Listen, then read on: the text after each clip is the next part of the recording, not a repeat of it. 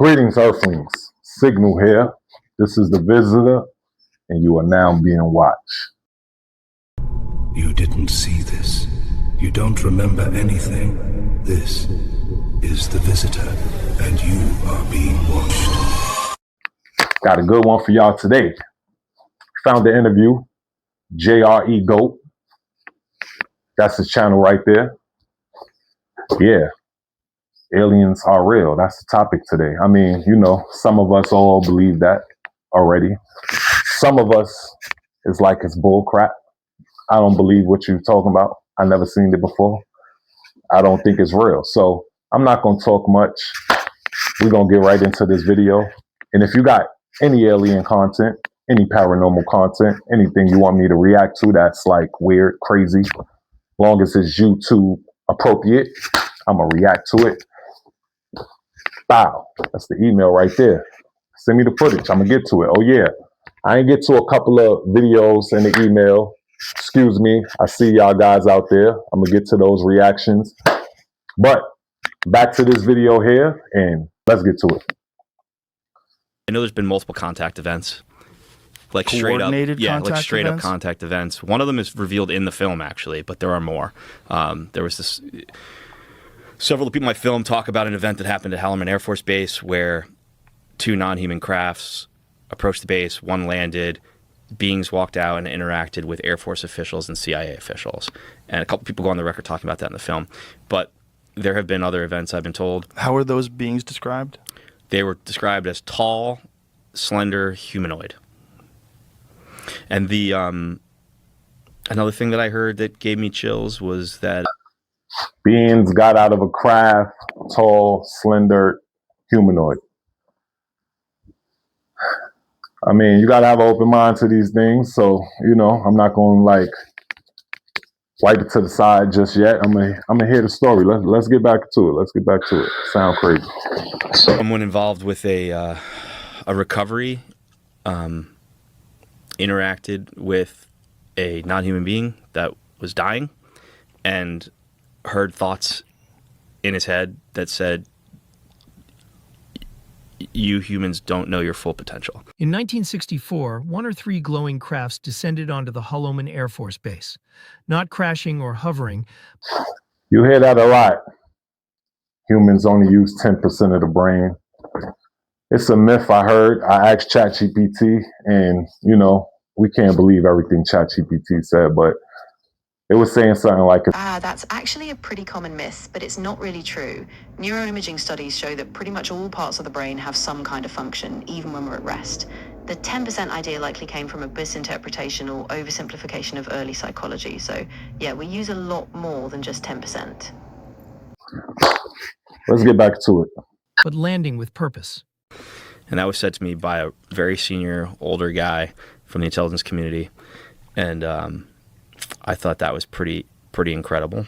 Also, just the extent to which the legacy program is real. This isn't like 50 guys, you know, sitting in a quiet, dark room. You're talking about a massive program with thousands of people going to work every day and dealing with this. And to me, that is mind-blowing, you know? Yeah. You know, the guy next to you at the pizza place, you know, on a Saturday night might be working on this during the day, you know? Right. The guy who, you know, the other father at your kid's, like, you know, Little League game. Yeah. This is what he deals with, right? The fact that that is a thing. You got a point. It's a lot of people investing into it. So, I mean, you know, they spending a lot of dollars into these investments too. Like, I mean, investigations too. Like, they just spent $8 million or billion. I think it's $8 million on the James Webb Space Telescope. Why are they spending this much money on these things? Is what I want to know. You're going to spend $8 million just to throw it in space, and you know you ain't going to recover it ever. Like, so it's like, why you just sent that much money into space if there's nothing there? Or you want to learn something that's out there. And they got a few pictures that they've been sending back to us about what they've seen so far. I believe the James Webb was out there since about 2017. I might be wrong. Somebody put it in the comment section when they officially launched the James Webb telescope. But It's been out there for a minute, but we've been getting a little bit of footage of what's out there, and it's just mind-boggling. I just give you this, people. It's over 1 million planets. Think about that. It's over 1 million, and that's just a number, just throwing it out there. It's probably 2 million, 3 million. So Earth is just special. We special. We the only ones with like human, and it might not come in this form. Like you see on Earth, we got all type of things: fish, ants, zebras, giraffes, moose, wolves, bears. I could keep on going. There's different forms of life here on Earth. So if it's 2 million, I could keep talking to y'all. I'm not going. I know y'all want to get y'all like he's talking too much. I'm not going. I could keep going. Let's get back to it. And you know, we had a similar dynamic for the Manhattan Project. There were all these people working on it, and they kept it secret, right? And their neighbors and friends didn't know. But this is that on steroids. So, you know, after the Manhattan Project, which was had a budget in the billions. The Manhattan Project was the work of scientists from the US, UK, and Canada to develop and build nuclear weapons during World War II. This situation arose, and it had to be even more secret than the Manhattan Project, because the Manhattan Project, we found out in hindsight, leaked, right? There were moles. Right. So we needed to make this even more secret and give it more money and more resources and more, you know, counter intel. More resources. Who money? How y'all giving them more money? Who money y'all giving them? Is it the regular people that's like working, punching in the clock every day? Are y'all paying for things that y'all don't even know yet y'all paying for, these type of investigations? Inquiring minds want to know. Let's get back to it. And more threats.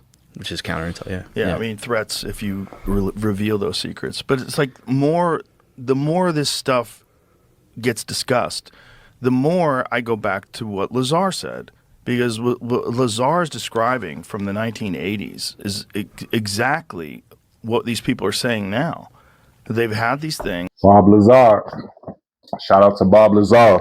You got people here that's risking it all. Bob Lazar been risking it all. And when I say risking it all, putting their life on the line for the information that me, you, and a few other people that want to know. People that's paying their money, that, you know what I mean? Like what these dollars is going towards. So Bob Lazar is a person that worked for Area 51, for those that don't know. And he's what you call a whistleblower. Flag on the play. Penalty. 5 yards back. But yeah, so he let go a lot of information that was secretive, you know, classified, as they say. Everything's secretive around here. You know, they don't want us to, they think we just so shaky to learn anything. And I think that's why it's a lot of AI right now, just to prep the people like, something coming, you know?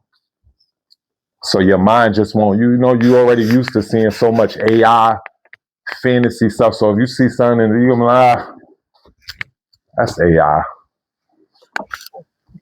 Meanwhile, it's a whole UFO, I was about to say UAP. And they here. So whistleblowers, and it's another guy by the name of Big Homie CC from Chicago. He is with the Alienated podcast. Shout out to Alienated.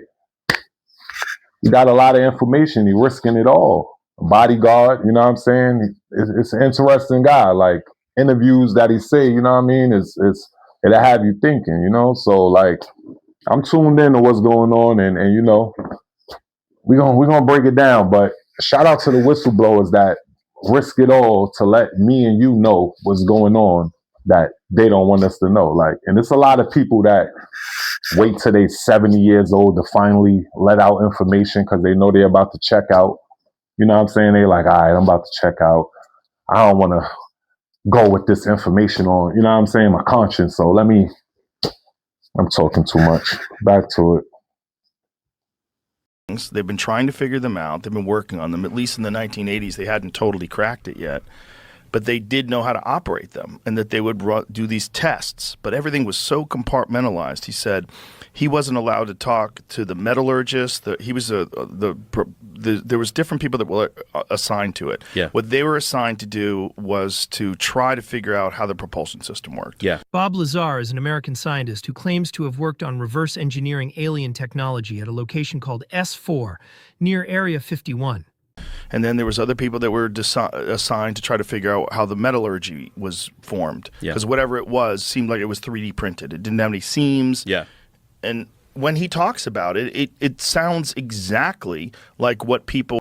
That's insane. Just imagine, like, so they hire, and Bob Lazar is a scientist, you know what I'm saying, that's very intelligent, and he know these things. So they hire him to basically reverse engineer the UFO. So he stepped into it, and they say it looked like it was 3D printed. So I'm just telling y'all, imagine you get paid all this money. You're a scientist, right? And they take you in a room and they show you a big ass cardboard box like this. Go inside that cardboard box and fly it. Fly the cardboard box. Like, you looking around, you like, where's the buttons? Where's anything? It's just flat, everything. It's just a box. Of course, it's not a box. It's you know, UFO shapes. But that's just an idea of they telling you, that what he had to reverse engineer, man. It just get crazy. Like, something to think about. Back to it.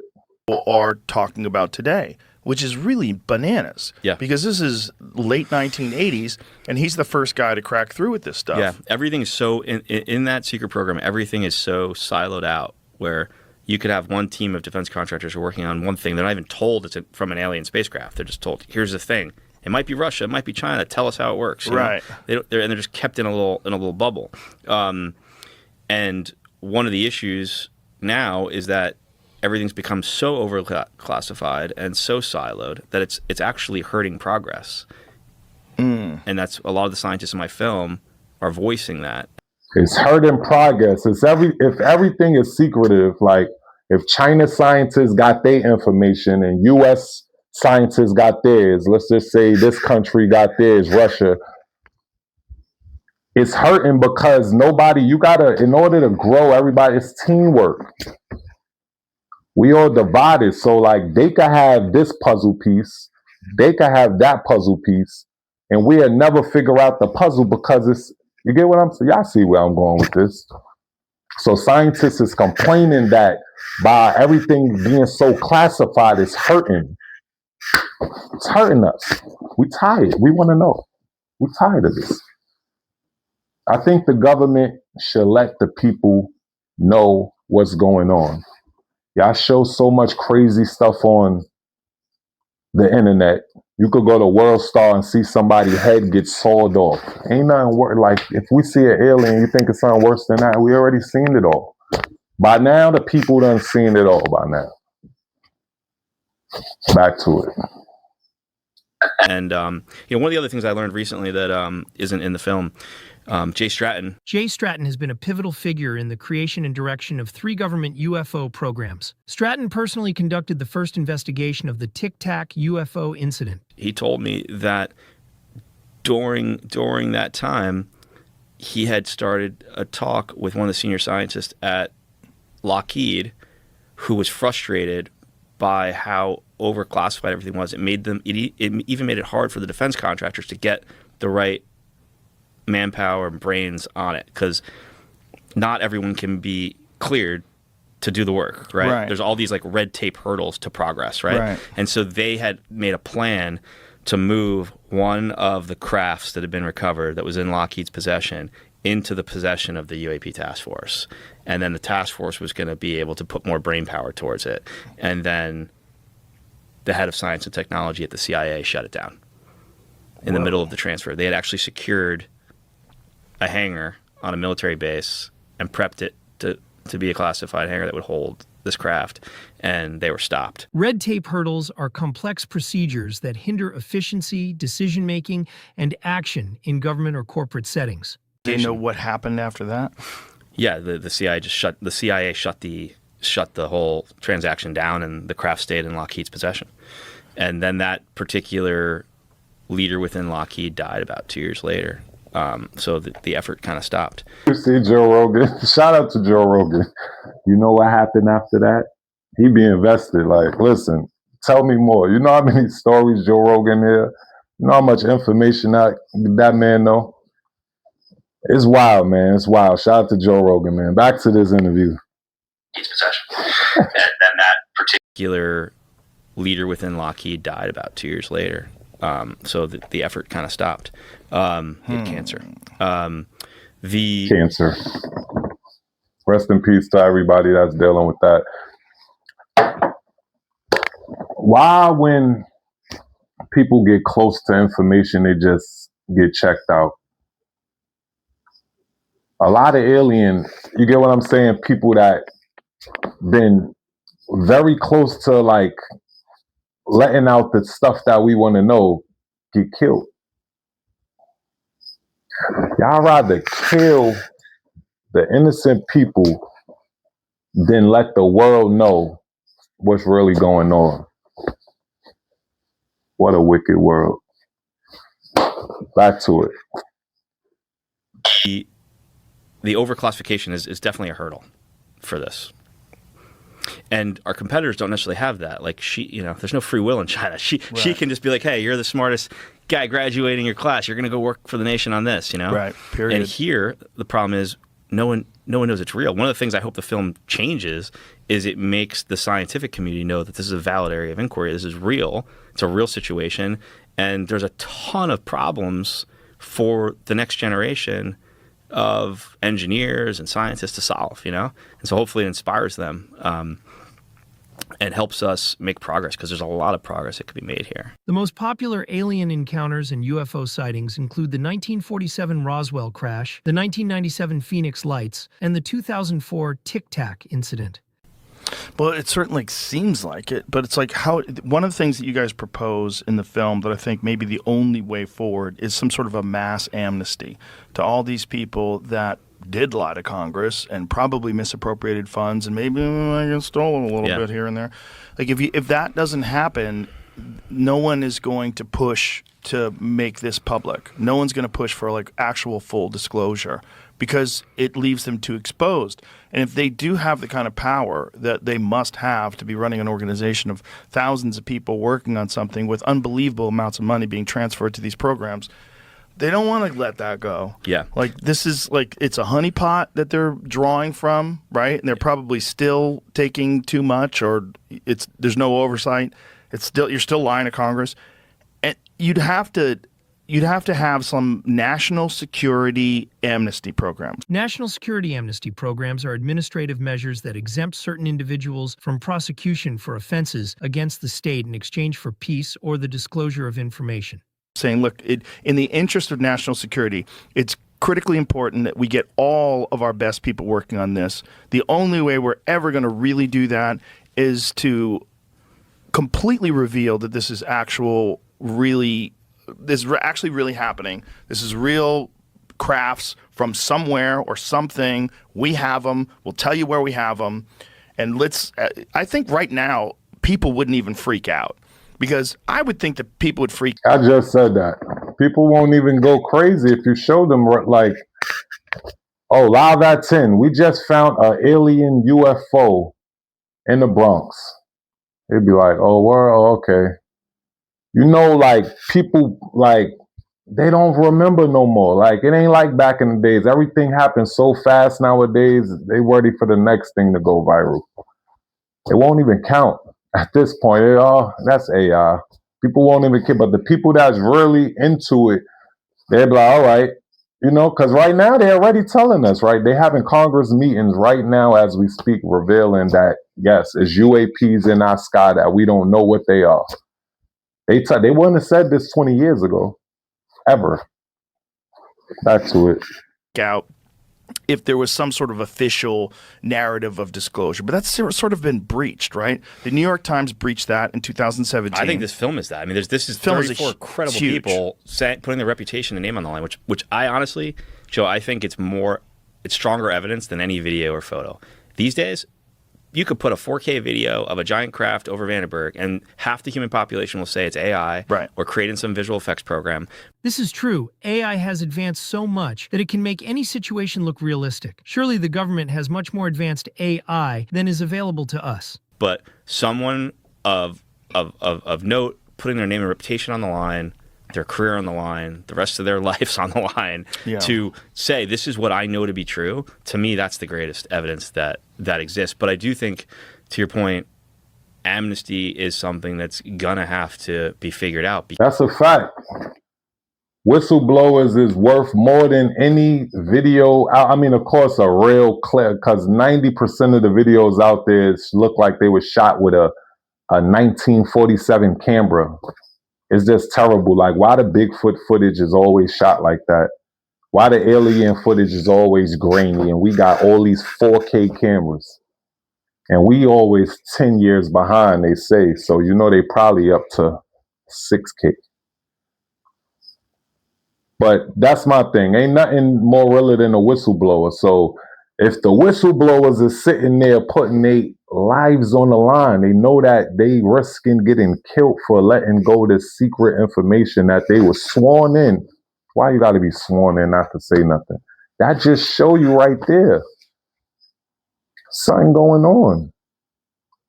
Some of them get the confidence to like around 80 years old, 70 years old. All right, yeah. I seen this when I was working when I was 22 years old. I was smoking a cigar on a sailboat and I seen this big white light. And I said, oh, it's not a plane.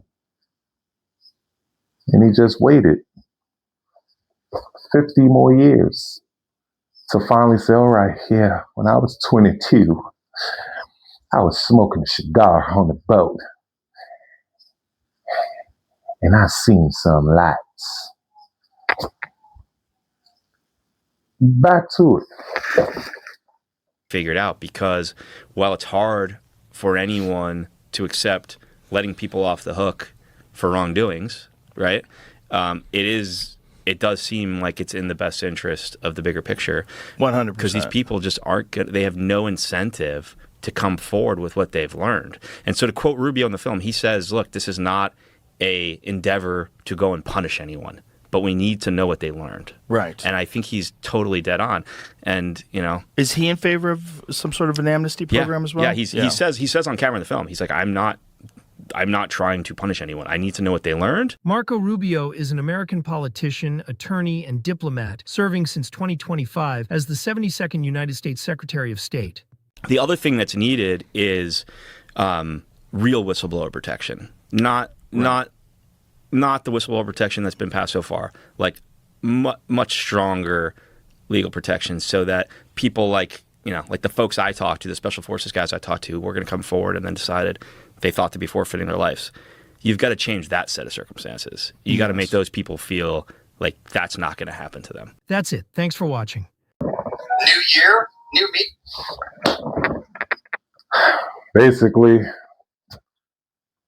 you believe, you don't believe, you might be in the middle. That's what the visitor is here for, to just bring you awareness, It's something going on out there. And as we say here, you are now being watched.